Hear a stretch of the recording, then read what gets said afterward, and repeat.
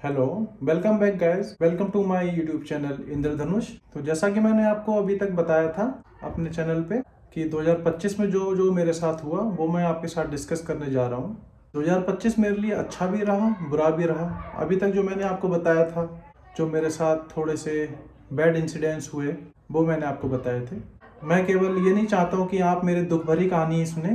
तो 2025 में कुछ मेरे साथ अच्छा भी हुआ था जो मैं आपके साथ शेयर करने जा रहा हूँ। 2025 की शुरुआत में जनवरी में मेरा प्रमोशन का एग्ज़ाम था, जो कि मैं जयपुर देने गया अपने दोस्तों के साथ में। और मैं एग्ज़ाम दे के आया और वहाँ पे एग्ज़ाम में मैंने जाने से पहले बोला था, खाटू श्याम बाबा, मैं आपके दर्शन करने आऊँगा, मुझे इस एग्ज़ाम में पास करा देना और मैं आपके दर्शन करने ज़रूर आऊँगा। वो वहाँ एग्ज़ाम देने गए, एग्ज़ाम से बाहर निकले, मुझे तभी पता लग गया था कि एग्ज़ाम मेरा अच्छा हुआ है और मेरा प्रमोशन पक्का है, मेरा प्रमोशन हो जाएगा।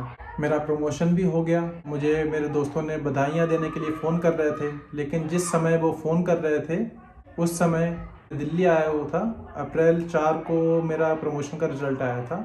सभी दोस्त मुझे फ़ोन करके बधाई दे रहे कि बधाई हो, प्रमोशन हो गया। क्योंकि मैंने किसी को नहीं बताया था कि मेरे साथ ये हुआ है और मैं ऑपरेशन कराने जा रहा हूँ दिल्ली, किसी को नहीं पता था। तो सब लोग मुझे फ़ोन करके विश कर रहे थे, तो मैंने अपने दोस्तों को बताया एक आध को कि अभी क्या ही बधाई लूँ, मैं यहाँ ज़िंदगी मौत से लड़ने के लिए बैठा हूँ। प्रमोशन की अभी तो मुझे खुशी नहीं है, जबकि एक खुशी वाली सूचना थी, बट मुझे उससे हर्षोल्लास नहीं मिला, क्योंकि मैं उस समय ऑपरेशन कराने के लिए अस्पताल आया हुआ था। जब ये मुझे खबर दी गई थी तो मैं वहाँ सेकंड ओपिनियन लेने के लिए राम मनोहर लोहिया, जो कि एक गवर्नमेंट हॉस्पिटल है दिल्ली में, उसमें मैं आया हुआ था।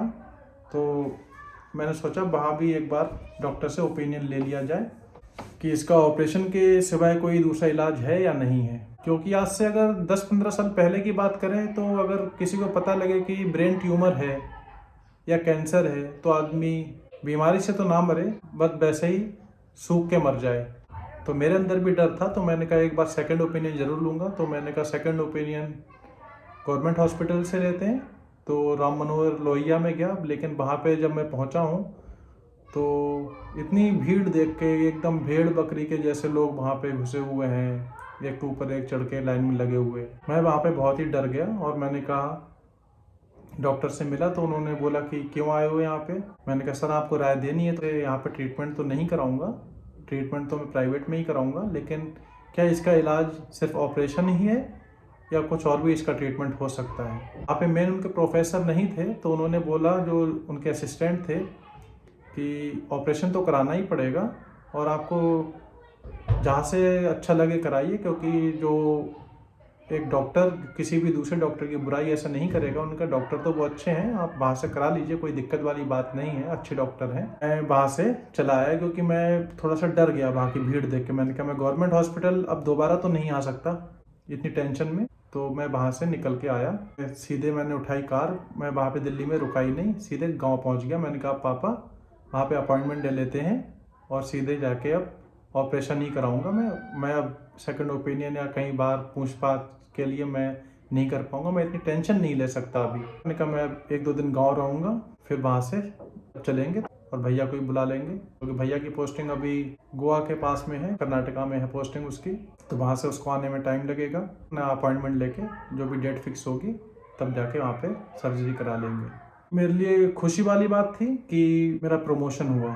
तीसरी और सबसे बड़ी खुशी की बात जो थी वो ये है कि मेरा ट्रीटमेंट, मेरा ऑपरेशन सब कुछ सक्सेसफुली हो गया है और कुछ छोटे मोटे माइनर कॉम्प्लिकेशंस आए हैं जो मैं आपको बाद में डिस्कस करूँगा। लेकिन सबसे बड़ी बात ये है कि मैंने इतने बड़ी बीमारी से मैं फ़ाइट कर रहा हूँ और अभी तक तो मैं सक्सेसफुल रहा हूँ और कोशिश करूँगा कि मैं आगे भी इससे लड़ता रहूँ और ऐसे ही आगे अच्छे से अपना जीवन व्यतीत करते रहूँ। तो सबसे बड़ी खुशी की बात तो यही है कि इतनी बड़ी चीज़ होने के बाद में भी मैं आप लोगों के सामने हूँ और अपनी चीज़ें आपसे शेयर कर पा रहा हूँ और अपने काम स्वयं कर रहा हूँ। बस सिर्फ एक काम मैं है जो मैं खुद नहीं कर पा रहा हूँ। मुझे अभी डॉक्टर ने 2 साल के लिए ड्राइविंग के लिए मना किया है, तो उसके लिए मेरी वाइफ अभी मुझे कहीं भी लेके जाना होता है तो कार उसको सिखाया है, तो वो लेके जाती है, लेके आती है। कहीं भी जाना हो तो वो मेरी उसमें हेल्प करती है। ये सारी मेरे लिए खुशी की ही बात है कि मेरी बीवी इतना सेल्फ इंडिपेंडेंट बन पाई है मेरे इस बीमारी के चलते ही, कि वो सब अपना काम, मेरी हेल्प, सपोर्ट, फैमिली की केयर सब कर रही है बहुत अच्छे से।